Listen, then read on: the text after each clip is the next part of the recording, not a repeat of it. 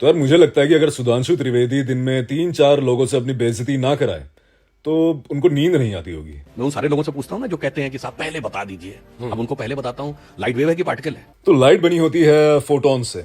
Photons like electrons fundamental quantums होते हैं किसी भी फील्ड के। फंडामेंटल क्वांटम्स, इलेक्ट्रोमैग्नेटिक फील्ड का फंडामेंटल क्वांटम है फोटॉन।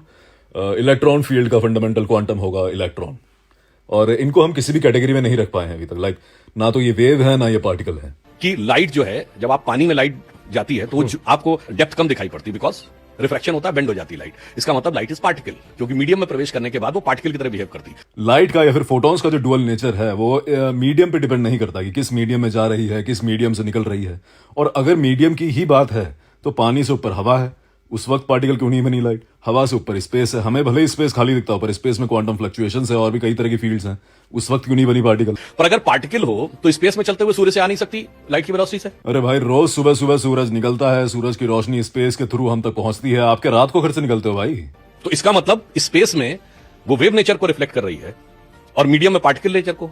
ऐसी घटिया बकवास सुनकर शायद सीवी रमन भी वापस प्रकट हो जाए और सुधांशु त्रिवेदी को बोले कि बेटा आप मेरे साथ चलो, आपको अभी बहुत पढ़ाई करनी है, साथ में मैं पढ़ाऊंगा आपको। पढ़ाई कर लो पहले, उसके बाद पॉडकास्ट में जाके ये सब बातें बोलना।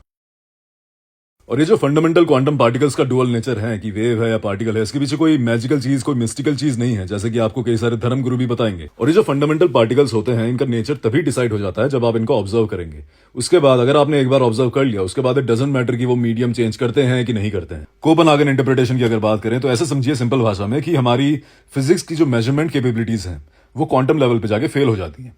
तो हमें कभी पता ही नहीं चल पाता कि ये जो फंडामेंटल क्वांटम्स हैं इनका असली नेचर क्या है। सिर्फ मैथमेटिक्स की भाषा में हम ऑब्जेक्टिवली एक लेवल तक पहुंच सकते हैं। वहां पर जाके अगर हम वेव फंक्शन अप्लाई करें तो हमें प्रोबेबिलिटी मिलेगी कि भाई इस पॉइंट पे प्रोबेबिलिटी हाई है कि शायद आपका पार्टिकल मिल जाए, आपका फंडामेंटल क्वांटम मिल जाए, एंड दैट इज ऑल। हम कभी भी रियल नेचर नहीं समझ पाए, अभी तक हम रियल नेचर नहीं समझ पाए हैं इन क्वांटम पार्टिकल्स का। जरा इसको और ईमानदारी से सोचो कि आत्मा अंतरिक्ष में अव्यक्त है और माध्यम में व्यक्त है। तो पहली बात तो सुधांशु त्रिवेदी जी के मुंह से ईमानदारी शब्द सुनने में बिल्कुल अच्छा नहीं लगता, अजीब सा लगता है, बेईमानी जैसा साउंड करता है। अगर वो ईमानदारी बोलते हैं तो हमें बेईमानी सुनाई देता है, ऐसा लगता है।